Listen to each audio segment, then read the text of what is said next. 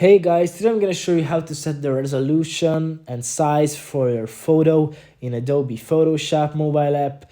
But first, I'm going to ask you to subscribe, comment, and like our videos because it really helps us grow. Okay, now let's jump into that.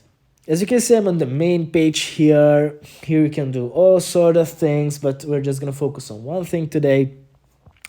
Let's just click on the blue icon called photo editor at the top. Let's click on that. After that, we're gonna choose a photo to edit. Of course, I'm gonna just choose this random one. Here at the bottom, there are multiple buttons. They're all different. We're gonna choose on crop. And here you can grab these little things in the corners, and you can adjust the size and the resolution of your photo.